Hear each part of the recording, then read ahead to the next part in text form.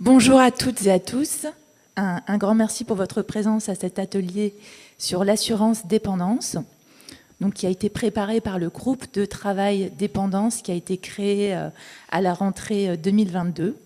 Et donc, sa première motivation était de créer une table de place. On en reparlera tout à l'heure. Alors, pour animer cet atelier, j'ai la chance d'être entourée d'Hicham Afraj qui vous parlera de l'actualité, de l'état des lieux du marché de la dépendance, également d'Henri-Pierre Rodriguez et de Vincent Touzé qui vous feront un panorama du marché de l'assurance dépendance. Et enfin, je vous présenterai brièvement l'avancée des travaux du groupe de travail. Voilà. Donc je laisse la parole à Hicham pour vous parler de l'actualité de la dépendance. Merci Aurélie, bonjour à tous. Effectivement, on a pensé que c'était important de commencer notre présentation par un sondage sur l'intérêt des Français, surtout la connaissance des Français du risque dépendance, et puis comment ils s'y préparent.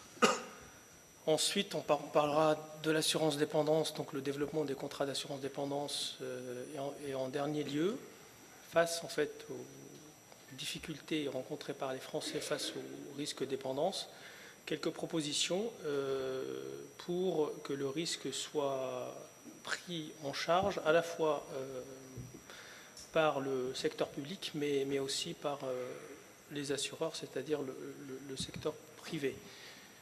Donc on va commencer par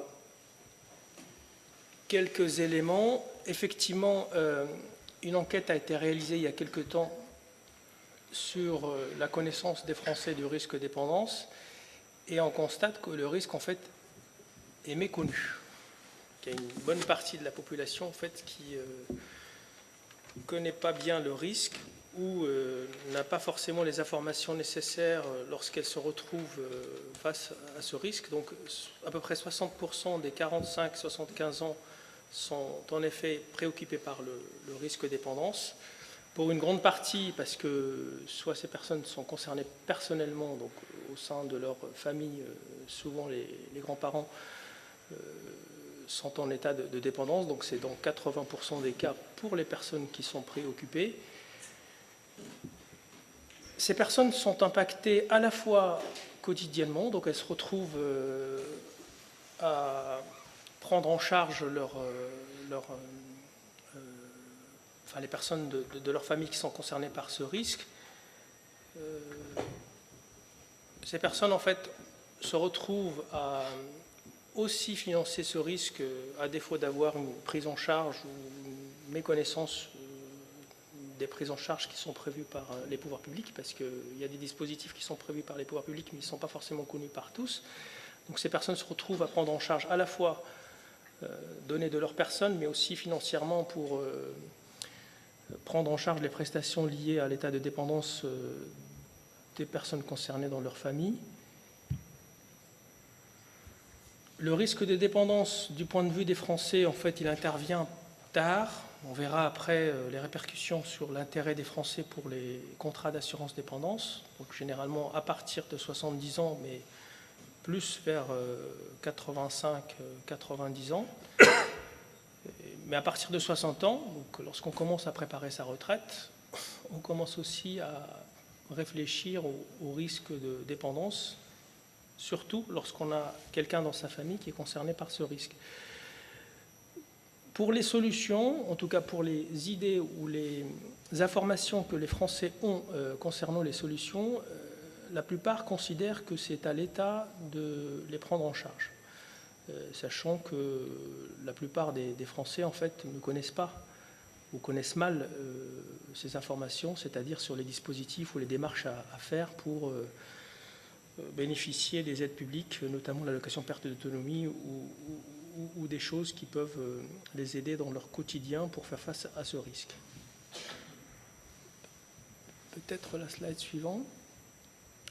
En ce qui concerne la connaissance des Français du marché de l'assurance dépendance, voilà, on constate qu'il y a à peu près 1 sur 2 qui connaît l'existence des contrats d'assurance dépendance. On est plus préoccupé ou on a plus d'informations concernant d'autres types de contrats parce qu'on est concerné au quotidien par ces risques.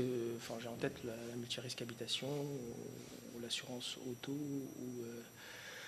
ou les complémentaires santé, mais pas forcément le risque dépendance, parce qu'on n'est pas concerné, ou alors on se dit que ce n'est pas une priorité, ou plus généralement, on n'a pas du tout l'information sur ce risque. Donc on n'est pas du tout concerné par le risque. Donc il y a un Français sur deux qui connaît le risque, et seulement 10% de la population qui a souscrit un contrat dépendance.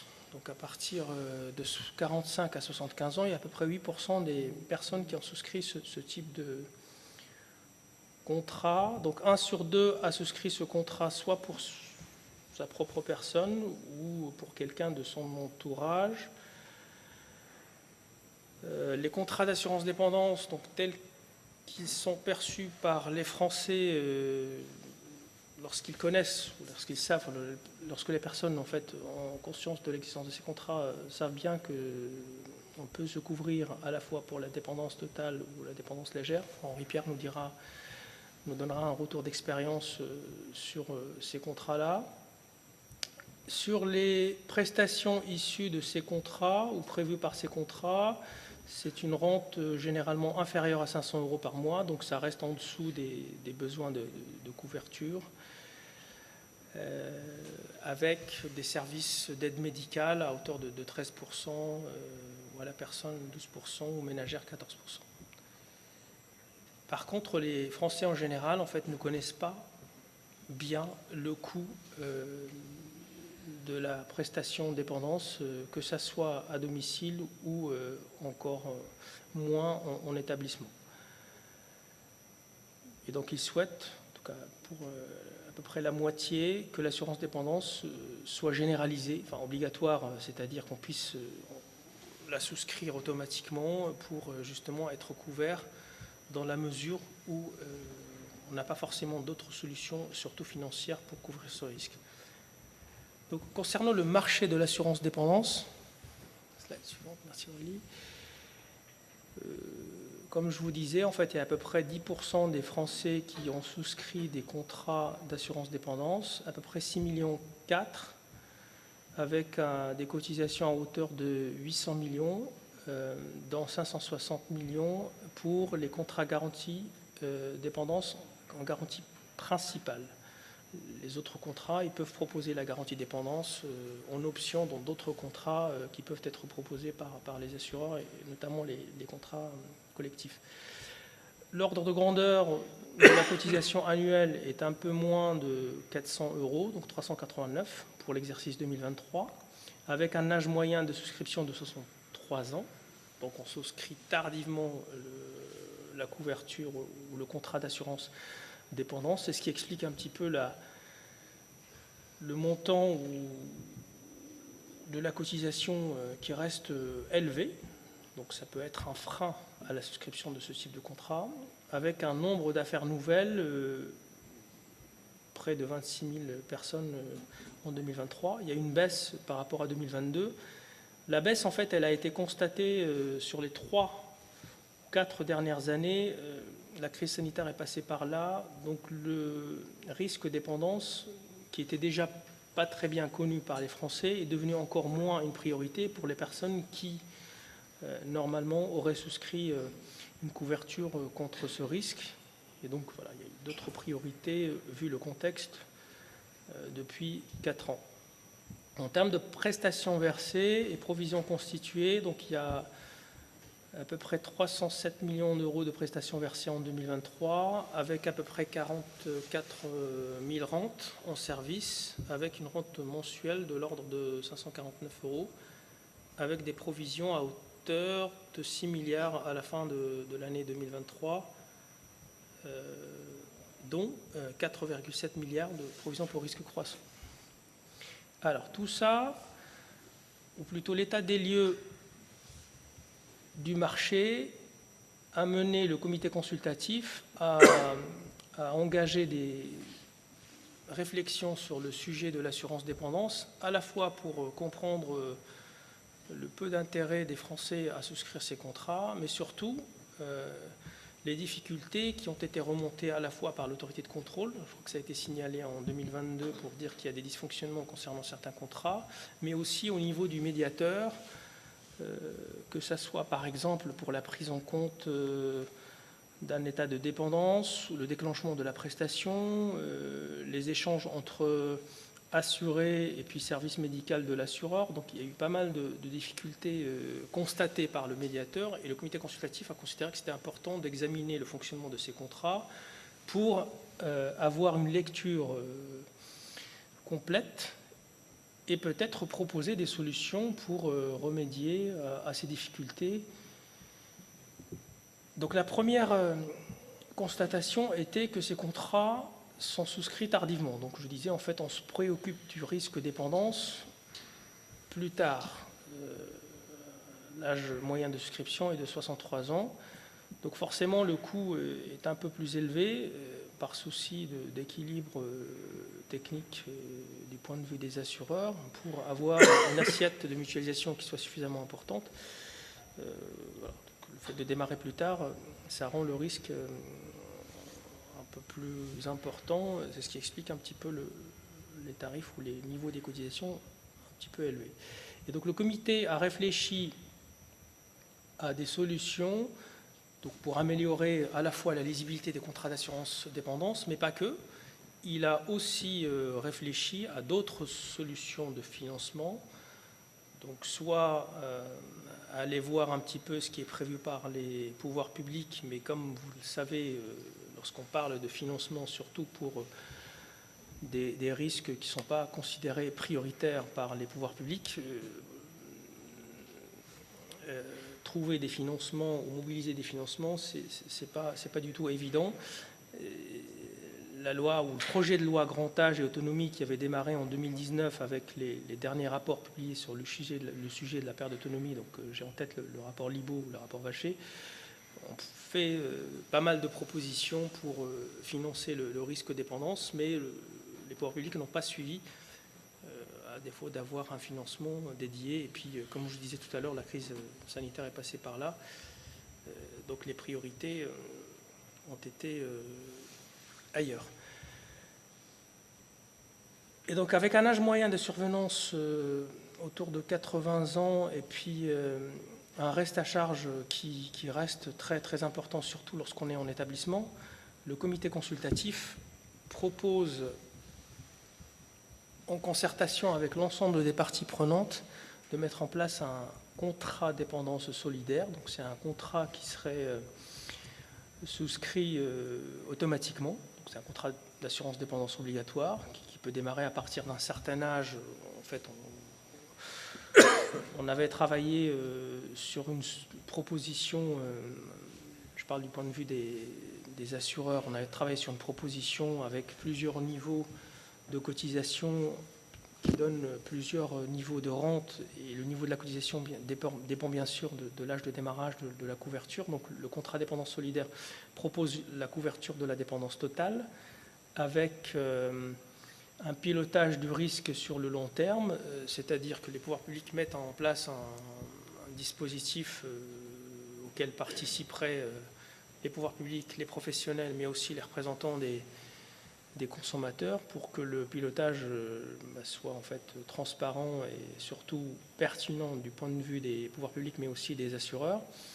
Et les mêmes garanties pour tous, c'est-à-dire avec une grille tarifaire unique, transparente, qui s'appliquerait tout au long de la vie. Donc on aurait la même cotisation définie à partir de l'âge de départ de la couverture. Donc si on démarre à 25 ans, c'est-à-dire lorsqu'on rentre dans la vie active, vous l'aurez compris, le niveau de la cotisation serait beaucoup plus faible parce qu'on va le provisionner suffisamment longtemps, sachant que l'âge de survenance de la dépendance tourne autour de 80 ans. Donc on aura suffisamment de provisionnement et le coût serait beaucoup plus faible que les ordres de grandeur qui sont proposés aujourd'hui par les contrats d'assurance dépendance privée lorsqu'on souscrit à partir de 60 ans. Après, il y a la barrière psychologique. Donc, est-ce qu'on accepte de souscrire un contrat dépendance à 25 ans, sachant que l'on n'est pas concerné tout de suite et qu'on a peut-être d'autres priorités aujourd'hui? Est-ce qu'on est prêt à le financer? Ça, c'est un autre sujet. Et donc, en fait, le CCSF a fait une proposition début 2024. Cette proposition, en fait, interpelle les pouvoirs publics pour dire que c'est un sujet sur lequel il faut qu'on travaille ensemble et qu'on est prêt à l'alimenter et à apporter l'expertise nécessaire pour évaluer le risque. Voilà, je passe la parole à Henri-Pierre qui va vous faire un retour d'expérience. Merci, Hicham. Donc moi, je vais essayer de vous faire un retour d'expérience et un petit peu contredire Hicham finalement, puisqu'on est un peu atypique sur le marché. Donc je viens de Prévoir. Prévoir, c'est une compagnie qui a été créée en 1910, en même temps que GPA, et qui a un réseau debout qui se déplace chez les clients, donc qui connaît bien l'environnement du client. Donc Prévoir, on a été... ah oui, je fais ça, mais c'est pas moi. C'est parfait. Donc on a été sur le marché en 96. On a commencé à essayer ce risque en même temps que AG2R. Il y avait 2 assureurs qui ont commencé sur ce risque-là, avec des données américaines. Les Américains ont eu un petit peu moins de succès sur la pérennité du risque au début, puisqu'il y a eu pas mal de faillites. Mais on a essayé et on a tâtonné 3-4 ans pour commencer à vraiment arriver à vendre des contrats et comprendre vraiment comment ça marchait. Donc on a fait des tests, on a tâtonné, puis petit à petit, ça a commencé. Alors, pourquoi on a fait ça? Parce qu'on a un réseau debout qui se déplace chez les clients, qui peut y passer une demi-heure, 3/4 d'heure, 1 heure, qui connaît parfaitement l'environnement du client, sa maison, est-ce qu'il est en rez-de-chaussée, est-ce qu'il a un étage, sa famille, ses amis, ses finances, ce dont il aura besoin plus tard pour financer la dépendance.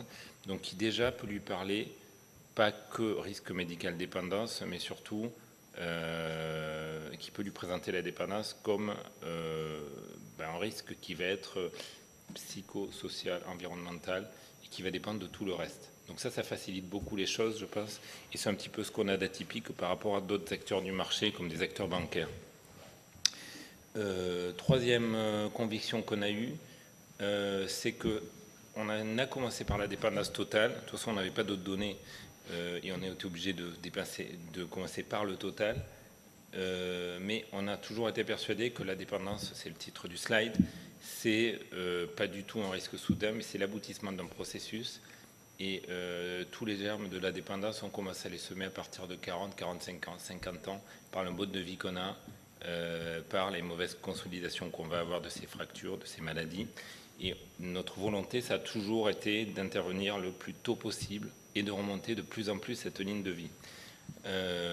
Donc en fait, on a toujours considéré la dépendance comme un processus de vieillissement progressif et on a essayé dans les produits, dans la manière dont on en parle à nos clients, d'intégrer cette problématique-là. Je n'ai pas dit que c'était simple, c'est même souvent compliqué, c'est plutôt long.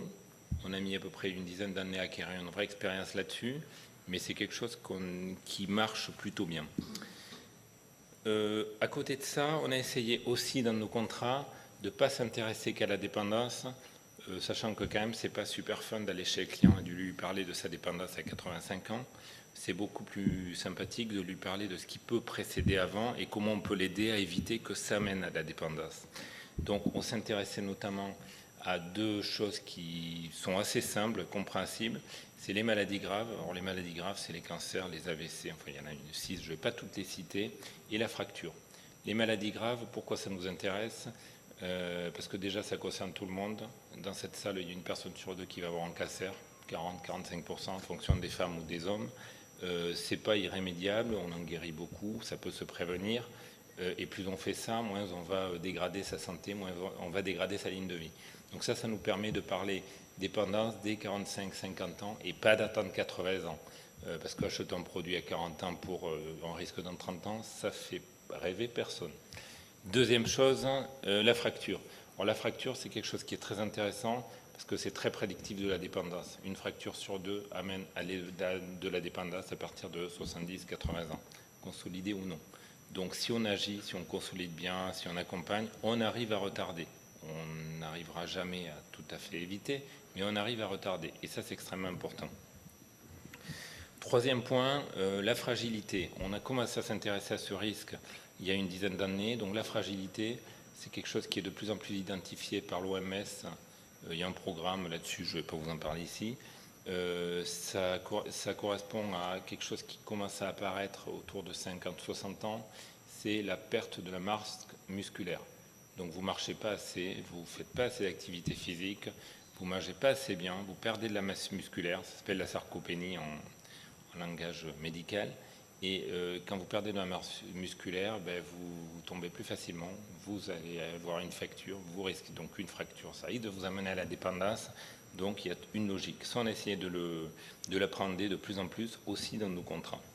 Et dernier point, on a des garanties d'assurance qui sont toujours complétées à tout moment par de l'assistance.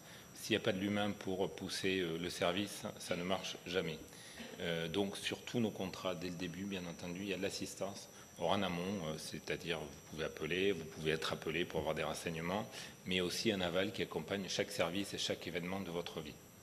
Donc j'essaie d'aller vite, tu me dis Hicham, si je dépasse, je peux être assez prolixe sur le sujet, donc je vais essayer de me maîtriser. Donc pour vous illustrer tout ça et rendre tout ça un petit peu moins nébuleux, je vous prends le cas de Guillaume, qui a 35 ans, qui est actif, marié, 2 enfants. Donc nous, Guillaume, 35 ans, on commence à lui parler de dépendance, même si on n'a pas encore de produit dépendance pour lui. Et donc, quand il a 35 ans, qu'est-ce qui se passe? On est en pleine santé, on est jeune, on commence à avoir des enfants. Et ce qu'on a essayé de lui faire, c'est de lui parler de prévention primaire. Donc, c'est-à-dire de lui expliquer comment il fallait bien manger, pas fumer, etc. Et j'ai un scoop, ça ne marche pas du tout. Donc on s'est planté sur ce sujet-là. Mais on a essayé. En fait, les assureurs ne sont pas du tout légitimes pour ça. Personne ne les écoute. Mais ça a eu une mérite fondamentale, c'est d'acculturer le réseau à tout ça. Et de faire entrer un petit peu des petites graines dans les têtes de nos conseillers. Alors je rappelle quand même là-dessus qu'il y a quand même des petits chiffres qui font mal. Quand vous fumez une cigarette, c'est 10 minutes de vie en moins. Ça calme. Et bon, je vous passe tous les autres chiffres. Et je vais rapidement passer là-dessus. Ensuite, vous avez 45 ans. Donc 45 ans, vous êtes un petit peu plus installé à la vie, vos enfants ont grandi. Et donc, il peut vous arriver des problèmes médicaux. Et donc là, on a des contrats qui versent des indemnités journalières. On n'est pas les seuls, tout le monde le fait. Alors, par contre, nous, on considère que le verser des indemnités journalières n'est pas suffisant, et dans les contrats, on essaie d'avoir systématiquement des aides de retour à l'emploi, parce qu'on a remarqué que les arrêts de travail longs, forcément, c'était pas très bien, et que si vous étiez malade longtemps, vous aviez, alors c'est l'INSEE qui le dit, c'est pas moi, un actif en mauvaise santé, 4 ans plus tard, il a 2 fois plus de chances de ne pas avoir d'emploi. Bon, c'est une lapalissade, mais ça marche quand même. Donc on pense que c'est très important. Donc là, on comble la perte de revenus, on ne parle pas encore totalement de dépendance, mais on y vient. Alors après 55 ans, là c'est l'âge pivot, on passe qu'à partir de 50 ans, si on commence pas à s'en occuper, c'est mort. Donc là on va proposer des garanties frais maladies graves, donc les cancers, enfin tout ce qui va avec. Alors avec 2 approches, une première approche c'est la sensibilisation à la prévention, or que fait déjà la Sécu, mais plutôt plus tard quand même. Et une sensibilisation à détecter et puis soigner le plus vite possible. Alors, j'ai quand même 2 petits chiffres sur les cancers que j'ai pas mis ici, mais que j'adore donner parce que ça calme. Un des cancers, par exemple, qui est très connu, qui est très fréquent, c'est le cancer colorectal. C'est la 2e cause de mortalité par cancer, le cancer colorectal. Et alors, ce qui est, j'allais dire marrant, non, intéressant avec ce cancer, c'est que c'est à peu près le seul cancer, donc si on fait un peu gaffe, on risque de ne pas mourir. Donc c'est un cancer qui se prévoit. Vous avez des taux de survie qui vont de 94% au stade 1 à 5% au stade 4, donc 5% c'est pas bien barré. Et sauf que si vous faites votre prévention, vous ne pouvez pas avoir ce type de cancer, sauf cas très très particuliers. Donc là-dessus, on essaie de pousser un maximum les assurés, enfin le gouvernement le fait aussi, à faire leur prévention, parce que ça peut se prévenir. Et un cancer, par contre, en stade 2 ou 3, colorectal, quand vous avez 55-60 ans, c'est de la chimio derrière. De la chimio, c'est éventuellement de la dénutrition. De la dénutrition, c'est de la fragilité. De la fragilité, c'est de la fracture. De la fracture, c'est la dépendance. Donc on pense vraiment qu'il suffit de très peu pour basculer. Et je pense qu'on a tous dans notre environnement des personnes âgées, dépendantes ou prédépendantes, dont on a vu que dès qu'elles avaient un petit accident, elles ont descendu une marche. Et cette marche-là, elles n'ont jamais remonté. Et donc, on pense, nous, qu'un assureur d'assez garantie peut aider à ça. Je viens à 64 ans, donc 64 ans, c'est l'âge moyen où on est aidant et où on découvre de près le problème de la dépendance, où on est confronté à la dépendance. Alors ça, c'est déjà bien pour nous parce que quand on est confronté à la dépendance, on comprend mieux à quoi sert un contrat dépendance, donc c'est plus facile pour vendre un contrat. Par contre, les aidants, c'est des personnes dans le déni qui ne savent pas, enfin, ne reconnaissent pas qu'ils sont aidants et donc qui en général s'oublient et qui parfois basculent plus vite presque dans des problèmes de santé que le dépendant dont ils s'occupent. Donc c'est un vrai sujet, ce qui veut dire que dans nos contrats, on met systématiquement des garanties pour les aidants et pour les aider aux souscripteurs pour essayer d'aider sur cette démarche-là. J'essaie d'aller vite parce que j'ai l'impression que je commence à dépasser. Et dernier point, 70 ans, donc la chute. Donc la chute, c'est déjà les prémices de la dépendance. Je vous disais, une fracture sur 2 à partir de cet âge-là, ça amène à de la dépendance. Donc une fracture mal consolidée va beaucoup plus avoir de chances d'amener la dépendance que si elle est bien consolidée. Donc là-dessus, on va intervenir avec du capital fracture, c'est ce que je vous montrais, pour essayer de retarder le plus possible. Et puis après, l'enchaînement logique, c'est dépendance légère, partielle, totale, et puis après, il y a le décès. Donc on n'a pas la volonté d'empêcher tout ça, on a juste la volonté de mieux vivre avant, de retarder et de limiter au maximum le temps en dépendance, ce qui est aussi bon pour la cotisation et les finances de l'assureur. Ça va ? Je dépasse pas trop ? Oui, j'avance rapidement du coup. Donc très rapidement, la preuve en chiffres, prévoir a vendu 2023 à peu près 13% des contrats vendus sur le marché de l'assurance. Pour vous prendre un parallèle, on représente 1% du marché, mais on vend 13% de contrats dépendance.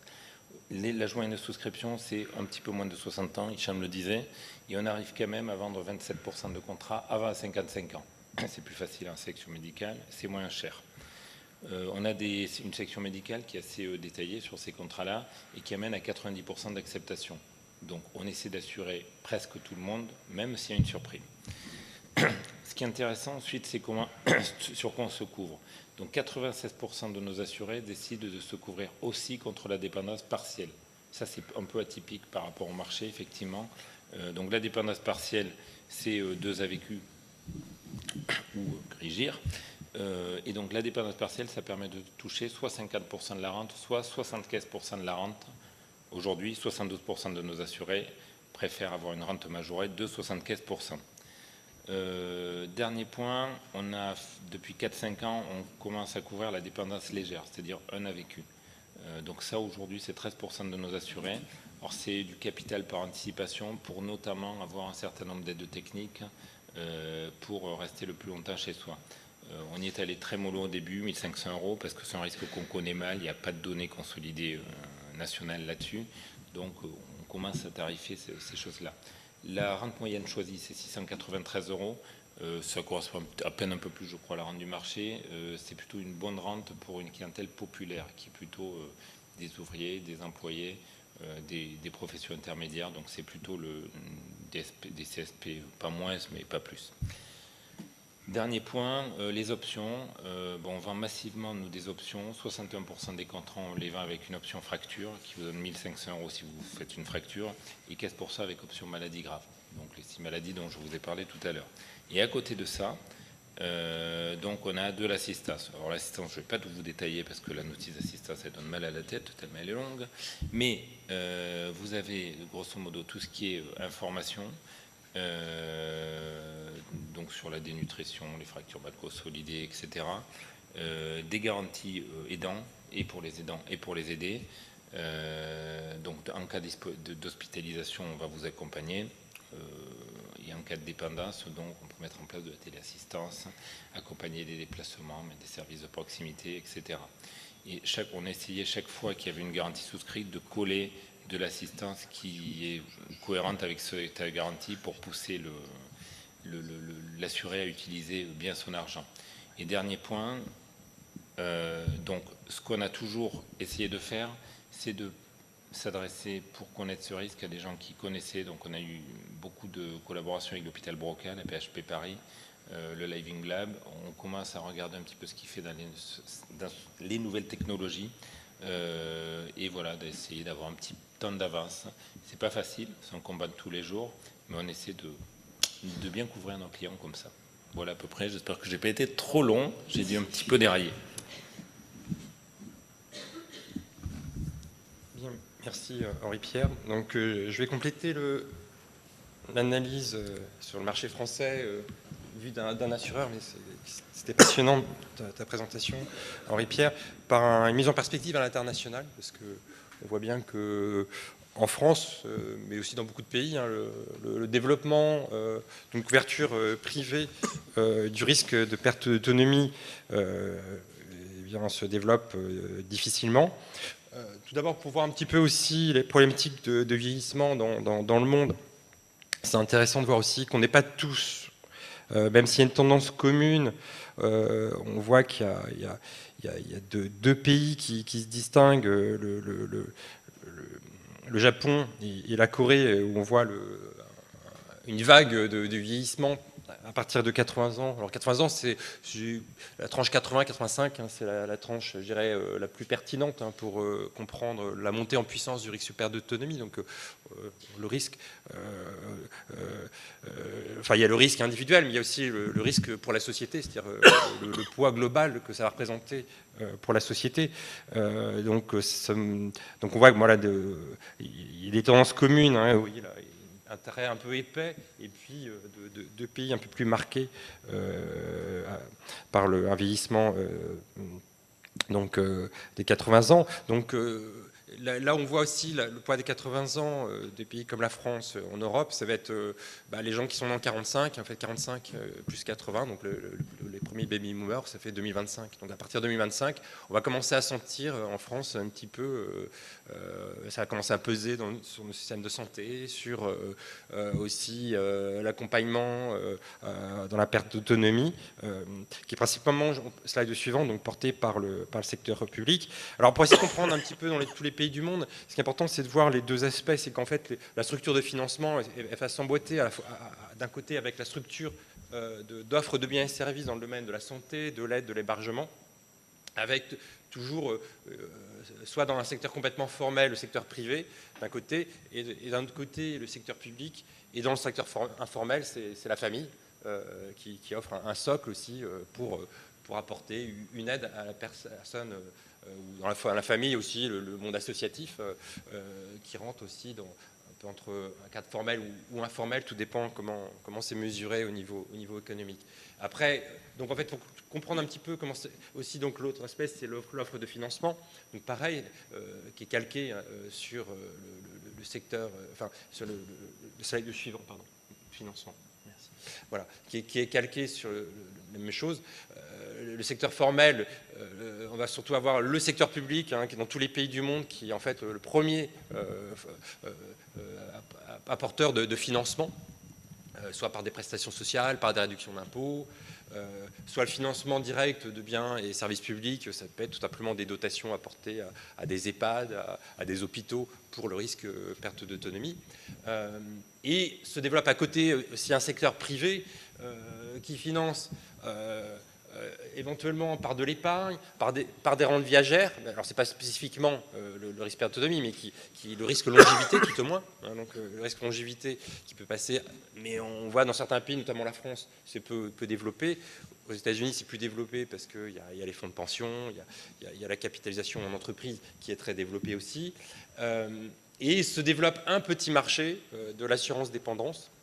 Et on va voir que dans les pays du monde, c'est différemment développé, mais que par rapport à ce qu'est la réalité déjà aujourd'hui du coût global de la perte d'autonomie en intégrant les trois types de dépenses, hein, qui sont la santé, la partie hébergement et la partie accompagnement on va dire, dans la vie quotidienne, hein, qu'on appelle le risque vraiment de dépendance pure.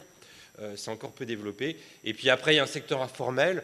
Le financement, c'est notamment la gratuité du temps de la famille qu'on n'a pas à payer. Et puis aussi, parfois, dans les familles, eh bien, c'est peut-être des enfants qui peuvent apporter un soutien financier à leurs parents, dans le cadre notamment de l'obligation alimentaire, si c'est le cadre, un cadre, je dirais, juridique, légal qui s'applique, ou dans la pure bienveillance d'enfants un peu plus fortunés que des parents très âgés. Alors, pour donner un peu le panorama au niveau mondial, ce qui est intéressant, c'est aussi de rentrer dans une forme de typologie. Donc, en fait, il faut comprendre que le risque de perte d'autonomie, je dirais, ça ressemble un petit peu quand même, de manière générale, au risque santé, ou dans tous les pays, ça reste d'abord, en fait, quelque chose qui rentre dans le domaine de l'assurance sociale.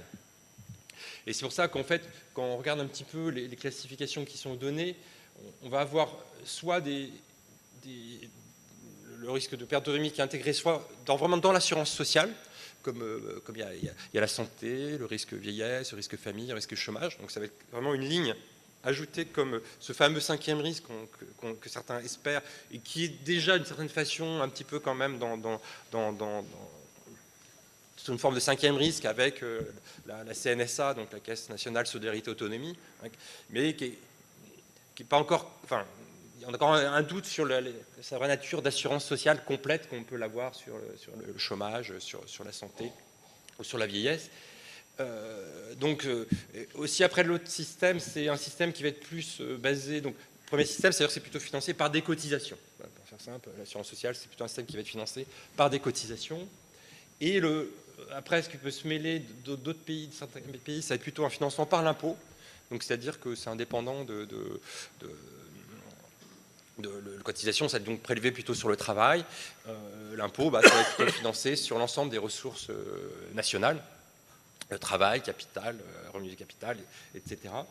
Et puis, le troisième mode, ça va être, donc les deux premiers, c'est un mode plutôt qui va entrer dans le domaine public. Alors, assurance sociale, on comprend que c'est plutôt contributif aussi, mais ça peut être redistributif aussi. Système fiscal, on est purement redistributif. Et le système d'assurance privée, c'est basé sur la liberté individuelle d'adhérer ou pas à des contrats d'assurance. Alors, pour ça, en fait, dans les classifications qui est donnée justement par Joshua de 2017, après, il identifie 4 systèmes en mêlant un petit peu ces 3 logiques-là. L'assurance sociale, qu'on va plutôt retrouver aux Pays-Bas, Allemagne, Japon, Corée. Enfin, la République de Corée. Donc ça veut dire qu'il va exister dans les cotisations sociales une ligne de cotisation qui va financer ce risque social particulier. C'est le cas en Allemagne, par exemple. Quand on gagne une fiche de paie en Allemagne, il y a un risque assurance perte d'autonomie. Il y a les systèmes universels, donc purs, ça va être donc des systèmes, voilà, c'est l'impôt qui va financer une prestation sociale orientée vers la perte d'autonomie. Après, vous avez des systèmes qui ne sont pas complètement universels, c'est-à-dire qui ne vont pas concerner toutes les personnes en perte d'autonomie, donc qui vont intégrer des conditions de ressources. C'est notamment le cas au Royaume-Uni, aux États-Unis. Aux États-Unis, le parti vieillesse est assez universel dans le sens où ça couvre la retraite, ça offre une prestation retraite pour tout Américain de plus de 65 ans. Mais ça ouvre une assurance, excusez-moi, une assurance santé pour Medicare pour tous les Américains de plus de 65 ans. Mais pour la partie pas santé, donc qui va rentrer dans la dépendance, eh bien ça va être plutôt financé par Medicaid, mais Medicaid c'est vraiment complètement sous condition de ressources. Ce qui veut dire qu'il y a un entre-deux entre les gens très fortunés qui peuvent s'auto-assurer. Hein, voilà, si on a des revenus très élevés à la retraite, on va autofinancer sa perte d'autonomie. Mais il y a un entre-deux où la question du financement par une couverture privée va devenir quelque chose de crucial. Et en France, on a un système un petit peu mixte où on a à la fois de l'universalité, parce que l'APA, elle est offerte à tout le monde, mais on a une dégressivité de l'APA, puisqu'en fait, l'APA, jusqu'à un certain seuil de revenus, ça va être 100%. Donc l'APA, c'est l'allocation personnalisée d'autonomie. Donc c'est-à-dire qu'il y a des plans qui sont attribués d'accompagnement de la personne, par exemple à domicile. En EHPAD, c'est des tarifs fixes, mais à domicile, c'est vraiment personnalisé en fonction de la situation de la personne. Donc il y a un plan d'accompagnement de la perte d'autonomie qui est donné, et il va y avoir une prise en charge publique qui va de 100% à 10% en fonction du revenu. Il y a une dégressivité. Donc c'est pas complètement universel, mais tout le monde y a accès quand même. Voilà. Dernier slide. C'est donc la partie essentielle du tableau hors France, c'est tiré d'un ouvrage qui est sorti de Gruber, McGarry et Hansel en 2023, où ils ont essayé de faire un portrait un petit peu dans différents pays du monde de comment la dépendance a été couverte Alors ça inclut toutes les dépenses, hein, santé, hébergement et perte d'autonomie. Ce qu'on voit, c'est que le parti de l'assurance privée, donc c'est une vision un peu, je dirais, dans autour de 2020, enfin à peu près 2010, enfin en termes de datation. Ce qu'on voit, c'est que les pays où émerge vraiment une assurance privée, on a, je dirais, l'Allemagne et les États-Unis.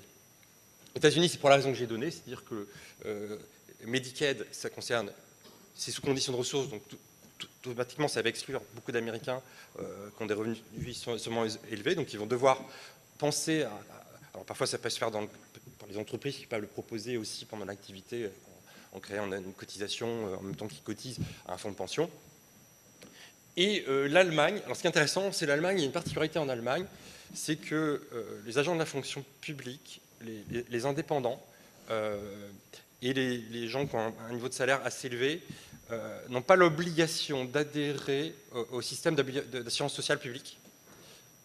Et s'ils n'adhèrent pas au système d'assurance sociale publique, ils doivent adhérer à des systèmes privés qui offrent à minima les mêmes conditions. Ce qui fait que, automatiquement, ça crée une demande obligatoire, une obligation de cotiser à de l'assurance privée donc orientée dépendance.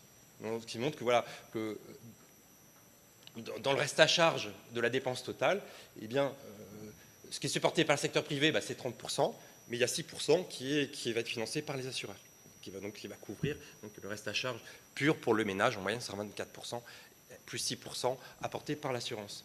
Aux États-Unis, eh bien, pour la raison que j'ai donnée, eh bien, on est à 10% de la dépense globale. En France, sur une dépense de perte d'autonomie globale, avec les trois aspects, on est autour de 30 milliards. Après, si on se focalisait peut-être uniquement sur la partie perte d'autonomie, on est autour de, je n'ai pas le dernier chiffre, mais autour de 10 milliards. On a 300 millions de prestations, comme a évoqué Hicham. Bon, ça fait un petit peu, à peine 1% sur la globalité.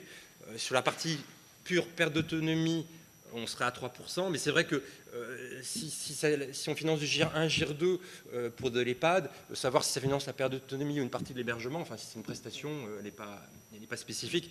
Donc voilà, ça reste encore très modeste, mais c'est pas parce que c'est très modeste que ça va pas être amené à se développer, pour la simple raison, c'est que quand on revient au premier graphique que je présentais tout à l'heure, c'est qu'on va avoir une telle vague que les systèmes d'assurance sociale publique, est-ce qu'ils vont avoir la capacité de résistance? Parce que d'un côté, il y aura de la santé qui va augmenter, il y a la retraite qu'on essaie de stabiliser. Donc si il y a ce petit risque qui représente aujourd'hui 1,1-1,2% du PIB en termes de dépenses publiques, on ne va pas être capable de le doubler à 40 ans. Donc, enfin, où il faudrait réallouer les dépenses publiques pour le financer. Donc forcément, à un moment, dans des systèmes où vous avez des conditions de ressources, les conditions de ressources vont être de plus en plus exigeantes, ce qui pourrait créer une espèce de trou, c'est-à-dire entre les très riches qui finalement peuvent s'auto-assurer et puis limite ils peuvent se payer des assurances qui les couvriront, mais ils peuvent largement avoir la trésorerie pour couvrir leurs besoins.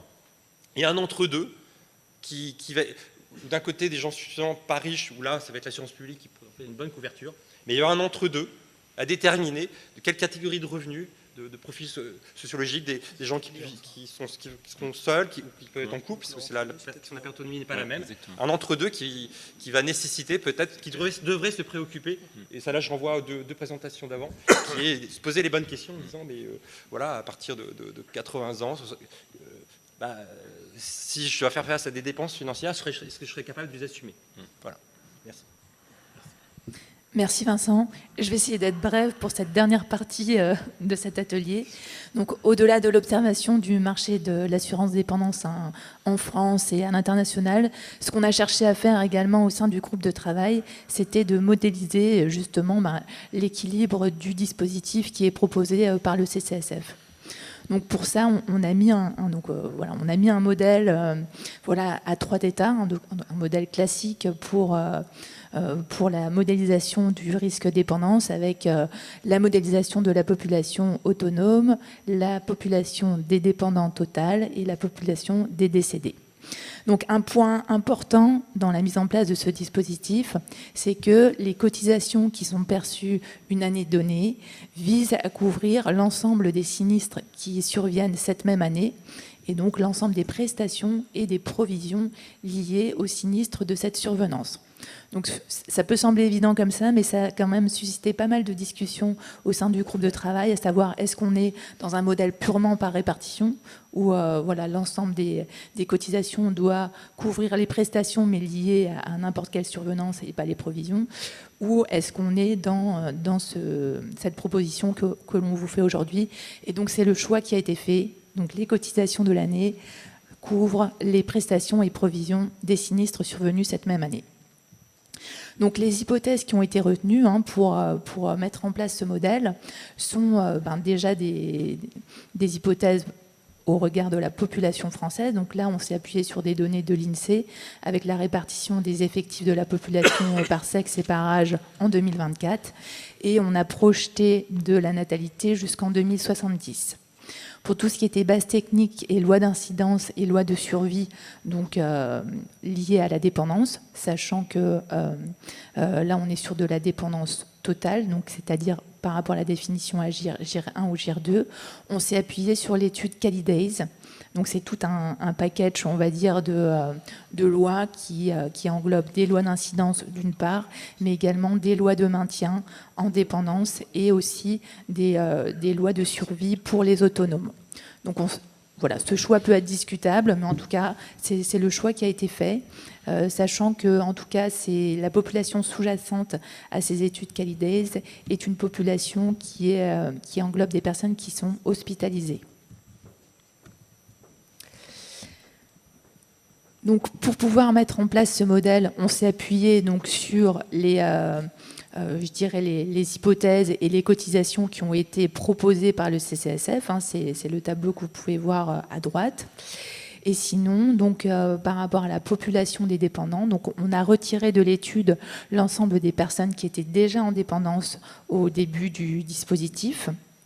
Et ensuite, donc, par contre, on a continué à faire rentrer des personnes dans le dispositif, et cela de par la natalité, sachant que les personnes peuvent commencer à souscrire à partir de 22 ans.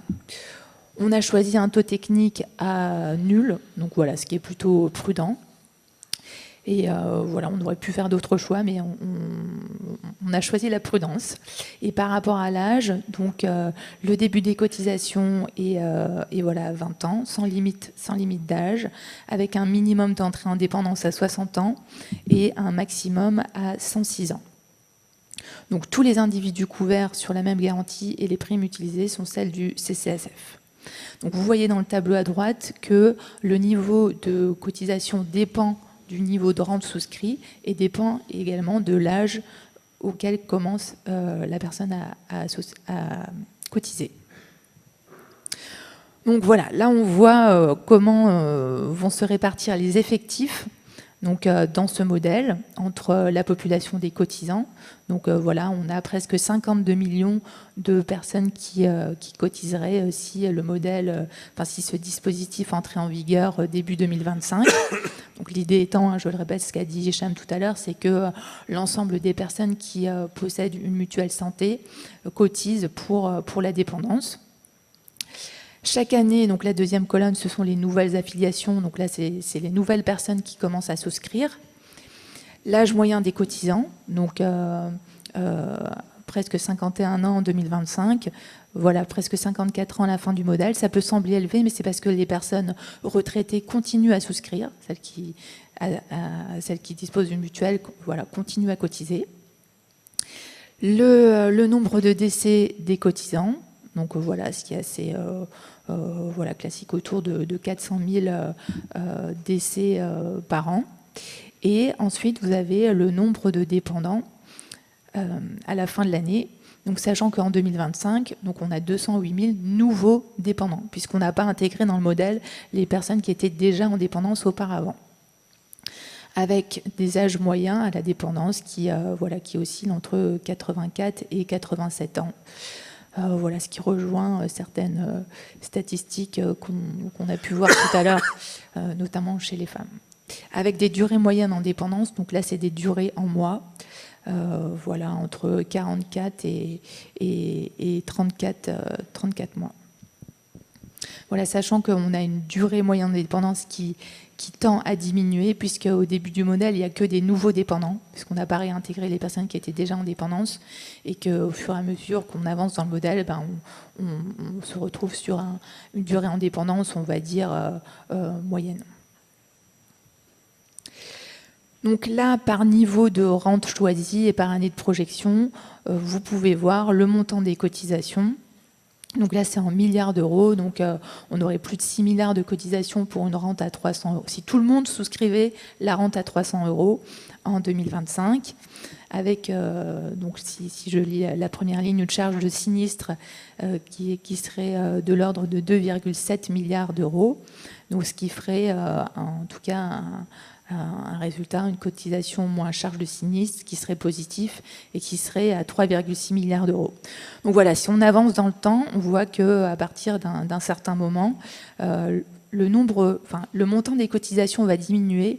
Pourquoi ? Parce qu'au départ, en fait, il y a des personnes de tout âge qui vont cotiser avec des montants de cotisation différents, comme on peut le voir dans ce tableau ici. Plus la personne commence à cotiser tard, plus la cotisation est importante. Et en avançant dans le modèle, on fait rentrer des nouvelles personnes, mais les nouvelles personnes, elles commencent toujours à souscrire à 20 ans, donc avec un montant de cotisation plus faible, ce qui fait qu'on a un montant de cotisation qui baisse avec le temps et qui va aussi évoluer avec la démographie.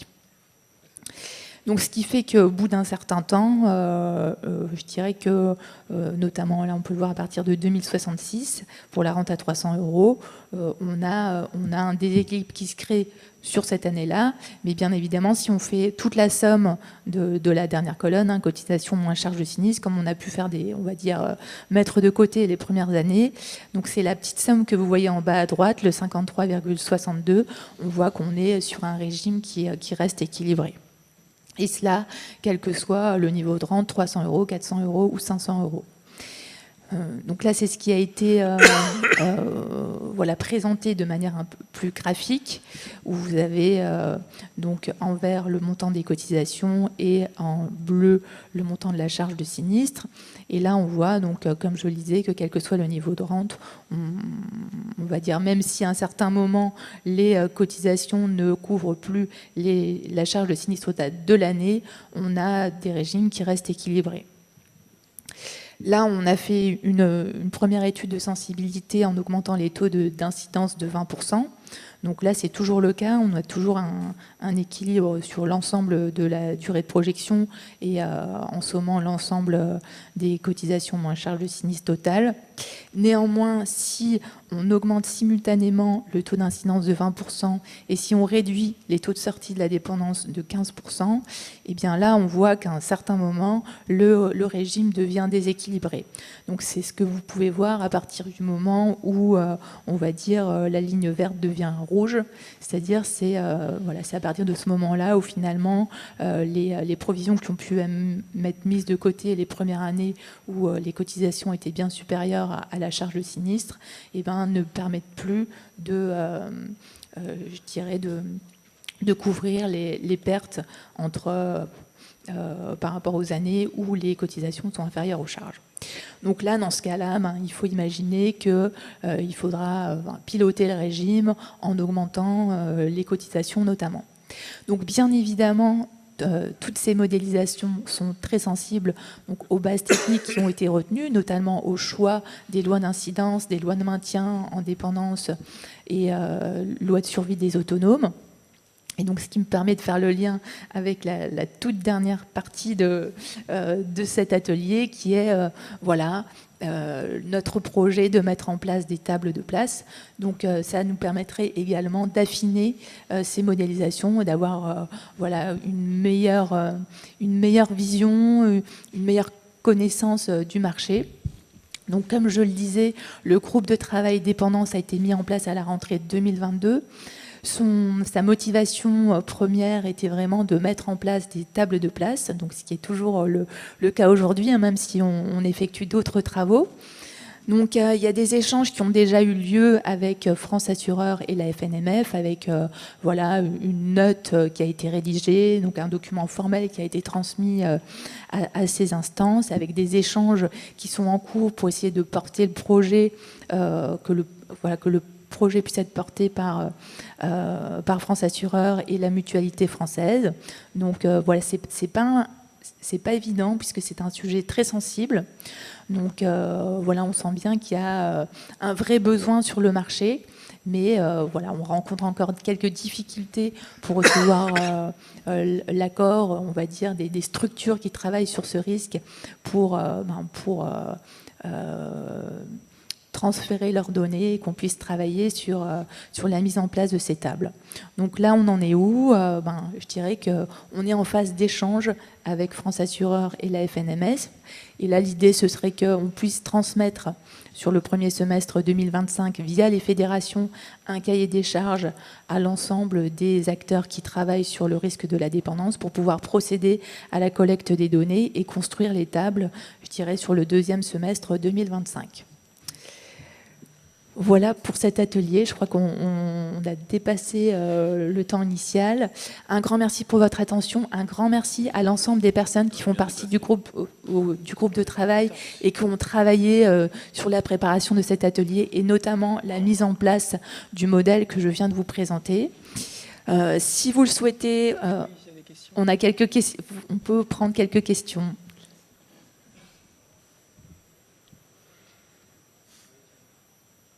Oui.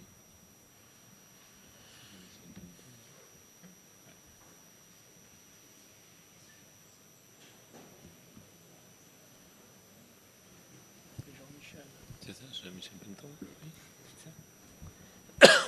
Oui, merci pour l'atelier, excessivement intéressant. Malheureusement, heureusement, je connais un peu la gestion de la dépendance dans la famille. Juste une question simpliste en termes d'arbitrage, puisque économique pour un agent economicus, on voit bien qu'on va s'assurer le plus souvent le plus tardivement, et donc on est dans des cas de financement. Et donc l'assuré va se dire, bon, entre un assureur qui a ses frais de gestion et mon propre financement que je dois faire, où c'est qui va gagner? Donc est-ce que vous avez des statistiques par rapport aux frais de gestion qu'il faut couvrir? Est-ce que vous avez une statistique à peu près de se dire, il y a quand même des bons pèlerins, des assurés qui ne vont pas passer en dépendance et qui vont couvrir ceci? Ou est-ce que vous avez aussi des économies en termes d'achat de gros par rapport à un particulier, pour se dire comment je suis compétitif par rapport à un particulier qui gère ça tardivement? Et l'autre question, c'est pour les acteurs de place. Est-ce que vous avez aussi engagé le débat avec la CPR sur ce travail? Alors, on n'a pas, pour le dernier point, on n'a pas encore engagé les discussions avec la CPR. On en est vraiment là au niveau des fédérations. Après, pour les frais de gestion.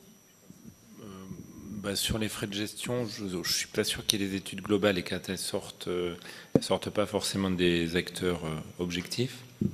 Enfin, c'est jamais des associations de consommateurs qui nous font des fleurs là-dessus. Par contre, ce que je voulais dire, c'est que je pense que là, on a effleuré un petit peu le sujet et on n'a pas parlé, mais parce qu'on n'a qu'une heure, de toutes les autres solutions. Alors je pense notamment, nous on est persuadés chez Prévoir qu'une partie de la dépendance peut être couverte auto-assurée, c'est plutôt la dépendance courte, que par contre des durées de vie très longues nécessitent de l'assurance, des durées de vie très longues à dépendance. On est persuadé que tôt ou tard, les pouvoirs publics vont encore mettre plus à contribution les propriétaires de résidences, etc. Enfin, ils commencent déjà à le faire sur l'APA. Et dernier point, c'était quoi déjà? J'ai dû m'égarer un peu. C'est de me faire la différence entre quel est le pourcentage où on a le droit de la mutualisation permet de payer, si je peux dire. Oui. Il y a des assurés qui ne vont pas en dépendance. Donc quel est le pourcentage qui permet de couvrir les frais de gestion entre la mutualisation favorable à l'assureur et par exemple des achats de tarifs de gros? Parce que c'est vrai que quand on regarde les prix des EHPAD ou les petits frères, les autres acteurs privés type Petit-Fils et autres, ça coûte bonbon quand on commence à regarder les choses. Hein. Oui, ça, j'ai pas d'idée, moi, là-dessus. Donc, je vais passer mon tour, plutôt que dire une bêtise. Il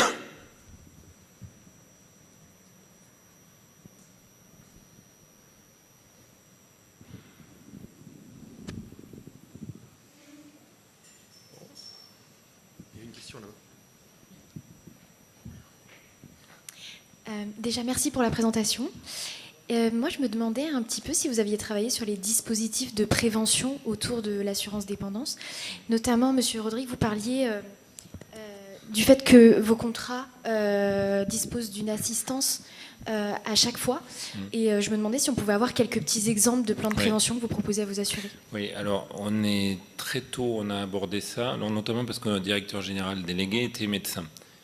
Donc il nous a dit il faut mettre de la prévention partout et tout. On lui a dit mais ça peut être sûr que ça va marcher. Il nous a dit ouais ça a marché.